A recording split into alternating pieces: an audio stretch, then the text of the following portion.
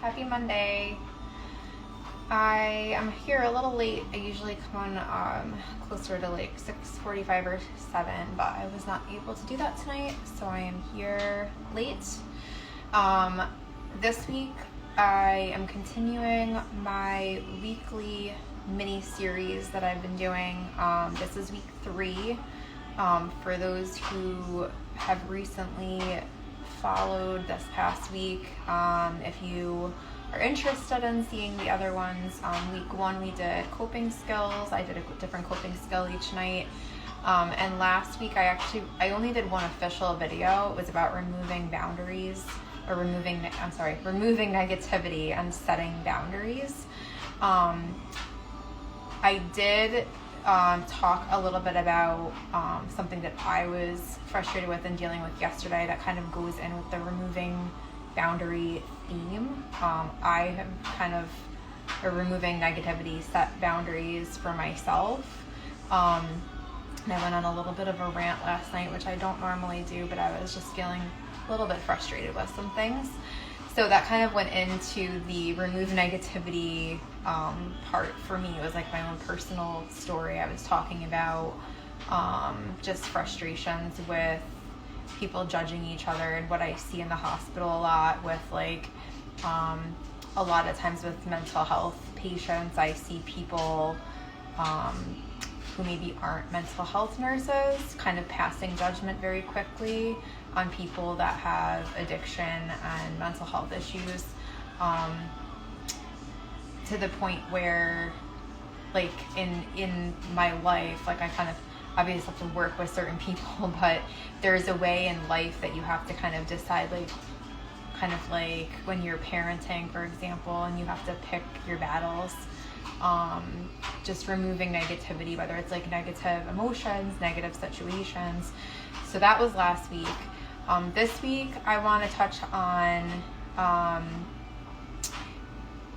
basically I like to say assessment and identify. So what I do is I take kind of my personal processes that I've used and then combine them with the nursing process.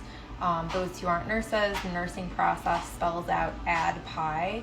So it's assess, diagnose, plan, implement, evaluate. So I kind of weave that into my own process that I honestly didn't even realize I was using until I had used it a couple times through a bunch of different stressful situations in my life. So we're talking this time about identifying and assessing not just the issue, the stressful situation, but also like identifying and assessing what you can and can't control, which goes along a little bit obviously with the coping skills. They all kind of build on each other. So you have the coping skills, and then you have removing the negativity, and then like once you have those things kind of in place and you're playing around with those, you also need to really sit down and say, what can I struggle, or what can I control, and what can I not with my struggles and my stress. Why do people gravitate towards the negativity? Do you mean like when you're going through something, like why do you just like keep going back into that negative space? Or like if you are breaking up with someone or divorcing somebody or whatever, like why do you like go back to that? Or why do you like tend to maybe like date the same type of people or surround yourself with the same type of negativity? Is that what you mean? Because I think that's what you mean, and I definitely have done that. It is really difficult to take yourself out of a situation where you're used to being treated a certain way.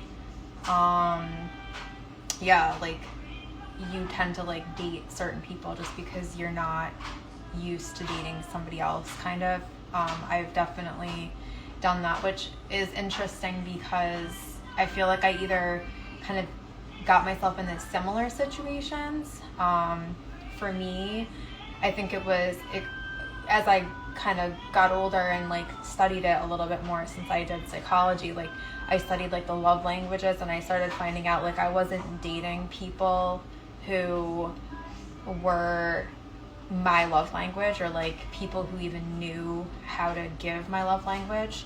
Had I known that at a younger age, I feel like I would have been like, here, before I date you, can you take this love language quiz so that we can know each other's love language and make sure that we're helping each other. Like if my love language is, mine was always kind of like, well, I'm trying to think what my number one was, because I was like a mix of the top 2 or 3. Acts of service, I feel like, was really big for me. So like acts of service and quality time, I think, were my 2 highest. So even though that's what I needed, and in some senses, like, you can control it, but you can't. Like, you obviously can't control the other person, but like you can control who you're dating. Sometimes I think we don't realize till we're like in it that the person's not giving us what we need. So I feel like what I found was, I'll give an example. So when I was in nursing school was when I was dating my ex-husband. Nursing school like takes over your whole entire life. So the fact that I was dating him the entirety of my nursing school was crazy in and of itself, because I really like had blinders on. I feel like I missed a lot of red flags. And I feel as though what happened was like I was dating him but not really fully knowing how to also balance things. So if he and I were in the same room, I would be studying and he would be like playing a video game or reading or whatever, and then I would finally finish studying and I would say something to him like, hey, can what do you want to go do something, you want to hang out? And he'd be like, oh, we were just hanging out all day. And I'm like, me studying and you playing a video game is like a child's like parallel play. Like that doesn't count in my book for like quality time. That's not what that is. And obviously he had a different love language. He definitely was more of the words of affirmation. He was totally words of affirmation, and I'm not. Like, I personally feel like you can say things and say things and say things, but if you're not showing me what you're doing, like you say you love me and you want to hang out with me and you care about me so much, but then when I ask you to do something and you're like, oh, we've been hanging out all day, like that's not showing me that you care about me. So that was like a huge clash. And once I started really understanding the love languages, I was like, oh, this makes sense why things aren't working out right now. And so anyways, my point of my story is I felt like that was not the first person that I dated where I felt like I was constantly like chasing for the attention. Like I needed that like love and affection. And I'm not just saying like physical, like he was more, I guess, physical touch, but it was like he wanted the physical touch without like having a good conversation, you know what I mean? And that's unfortunate. Like that's not what we all need. We all need to know what the other person needs in order for the relationship to work. So I had a pattern of dating people who didn't give me the attention I needed or give me like I said, acts of service was big for me too. So like if it was with my ex-husband, like he cooked, so that was something that I appreciated. Like I don't like cooking, so he would cook. That was like something of his like love language. But my daughter even knows this, like if I come home and like the laundry is done or the dishes are done or something that I don't have to do, that is huge for me. And I think that a lot of people are like that once they're in a relationship, or just like the littlest tiny note or something that makes you know that the person was thinking about you when you weren't together, just like a little tiny thing. And I guess that can fall kind of under gift giving, but I don't mean about like, I've never been somebody that like needs like a gift. My gift is like a little love note or something. And honestly, Leah, to answer your question, I feel like I keep going all over the place, but to answer your question, there is I feel like this is like kind of the process I finally used to break my own cycle. I finally realized that I needed to use a specific process even when it comes to like dating other people. I needed to know what I can control, and the fact that like I have to recognize the red flags and actually trust my gut instinct. And going along with the love languages, I mean, love languages it's not just for like a love relationship. It can be for parents and children. It can be for friendships. I think that you find out that some of your best friends, like if you like were to take the quizzes for the love language, like I think you'd actually understand that a lot of your best friends have the similar love languages, and you might not realize it at first, but the people that you like attract in a friendship can often have that same type of love language. It's funny, I didn't start thinking I was going to talk about love languages, but I feel like that is a huge piece in relationships in general. So I don't know if that answered your question at all, Leah. I'm sorry, I kind of like went off the beaten path about that. But that is, I guess, the reason that's important is because like you can control that in a way of like identifying and assessing what you need in a relationship. I mean, it comes down to like, I don't know if I have any friends, fans watching right now, but like in reality, like it comes down, I don't know if anyone knows the episode where Ross is making like a pros and cons list of Rachel and Julie. I don't know if anyone like watches Friends, but like honestly, like sometimes it can come down like there's something about old school pen to paper where you are like, okay, I'm in this relationship. Of course, you are watching Friends.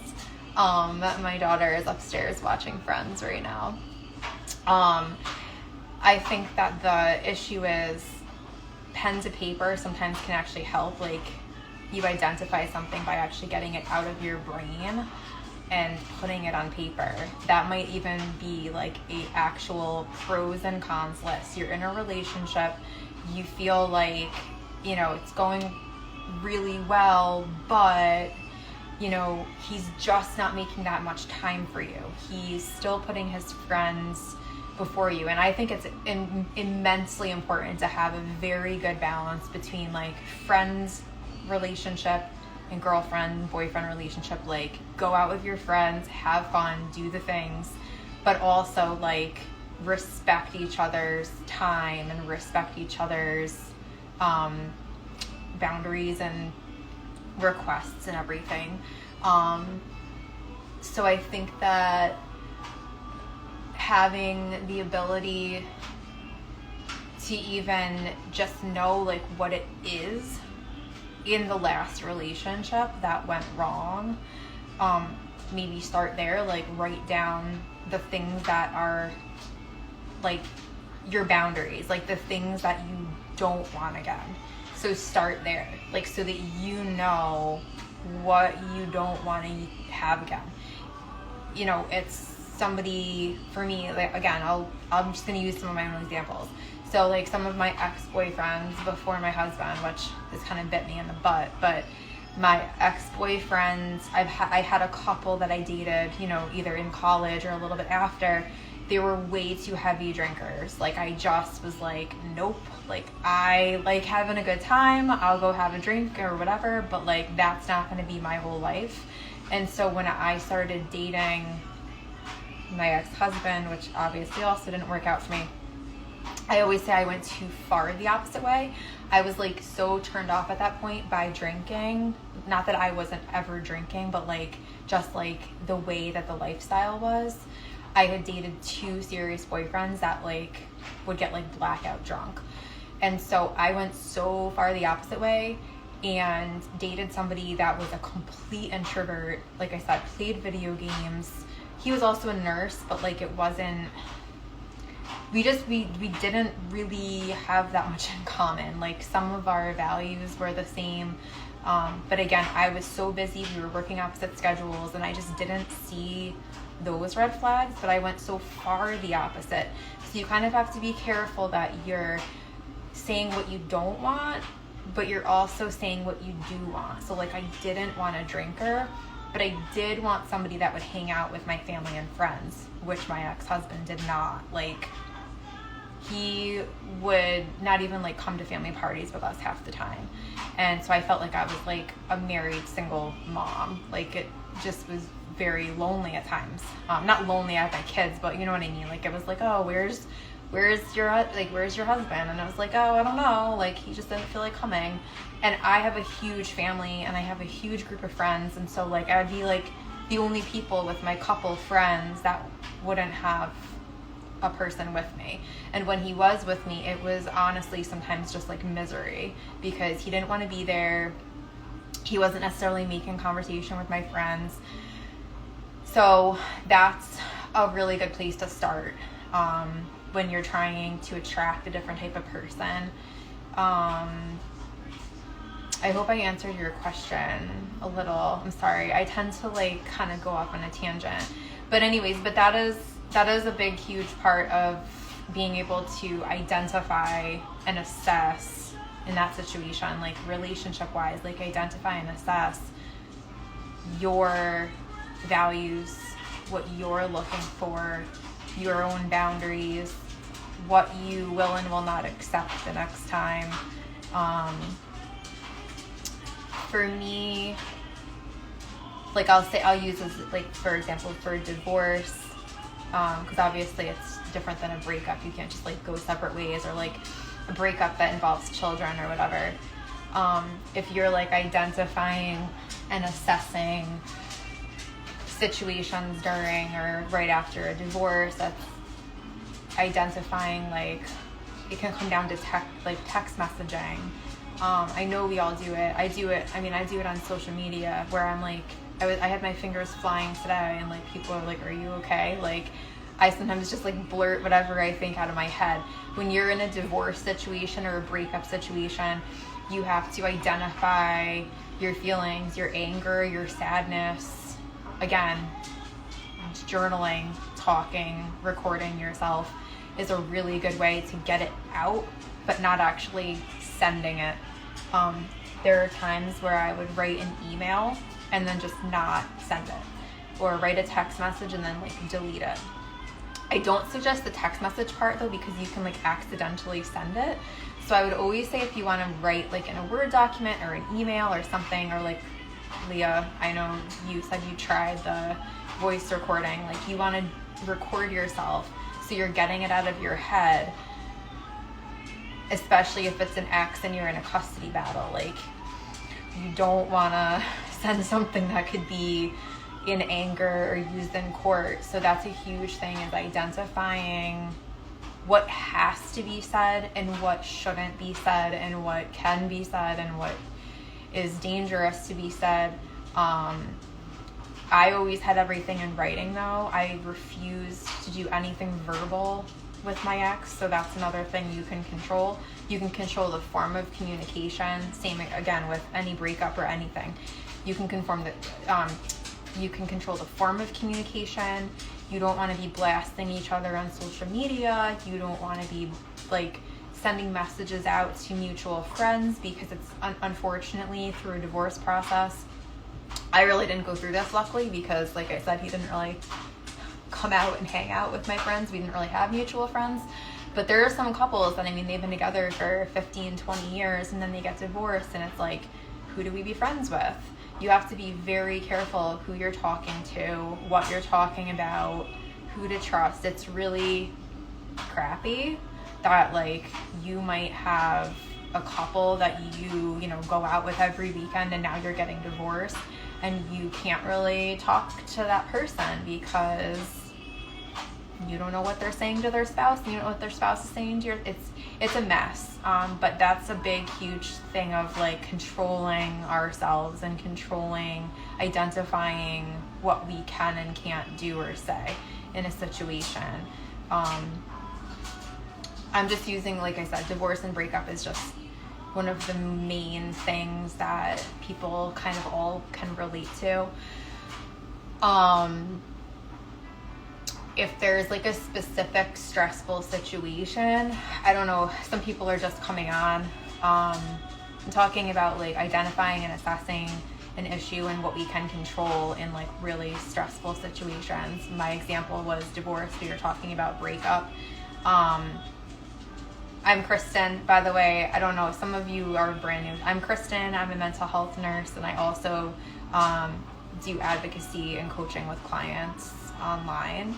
And I do some telehealth and stuff as well. So that's why I'm talking about this.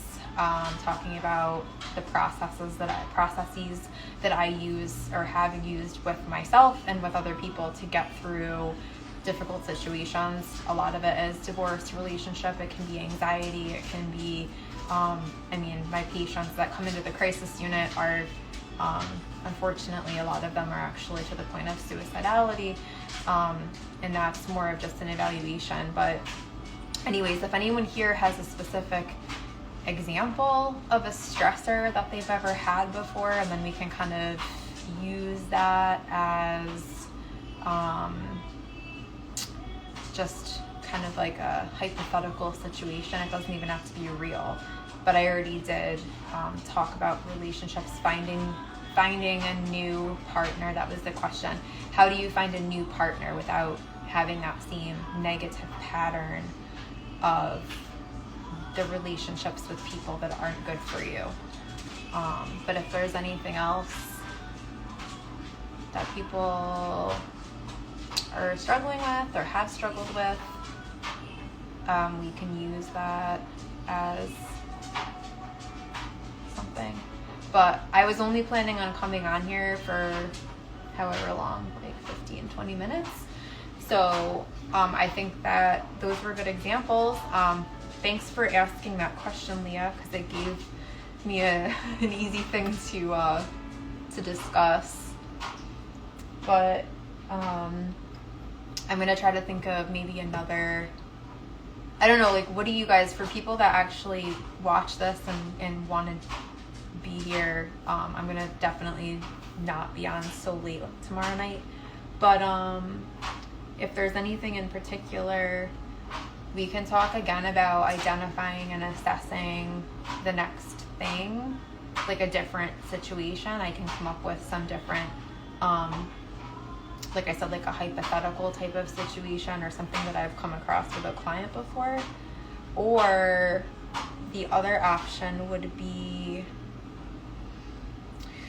I'm also doing like a business challenge with my business mentor, and we're supposed to kind of do a different thing each night. So I can either just do a different assessment and identification of something, like another, I can use like a client or patient situation that I've had before, and talk about that. Or it can be, I could go the route of, I think the suggestion from my coach was one of the nights to do like an industry myth, like a myth buster kind of. So something about, we could stick with like relationships and divorces and talk about like facts versus myths of like things that we experience or have experienced before.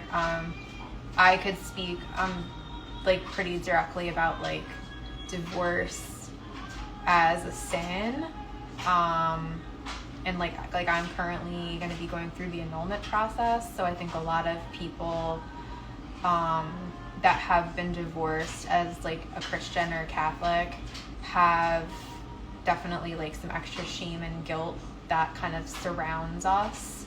And for Catholics, like the annulment process is super like scary and very long. And there's lots of myths and facts and stuff about that, about like the Catholic and Christian teachings about divorce and all that, and relationships and stuff like that. So I could go that route, or we could just talk about another situation. So if you guys want to message me, or maybe I'll send in my story, you guys can comment once I post this. Like when I repost it, you guys can comment below what you would suggest or what you'd want for tomorrow night. I'll also post in my story so that you can like vote on there, or you can just DM me. Like very responsive on that as well. So for everyone who just joined, thank you for being here. I'll be posting this soon, so you can watch it if you want to, and give me any feedback. I really like to be talking about what's relatable to people, so definitely let me know in the mental health, divorce, faith realm, like what would be most helpful for you guys, because that's what I am here for. That's what I'm doing. I'm not just here to like listen to myself talk. I want to actually be helpful to whoever it is that's tuning in. So Leah, as always, thank you for being here, and let me know if you like think of any other questions. Obviously just DM me or whatever. And I hope you guys have a good night, and I will see you tomorrow. I'll put in my story what time tomorrow. Probably back to like usual time, around like 7. All right, have a great night. God bless.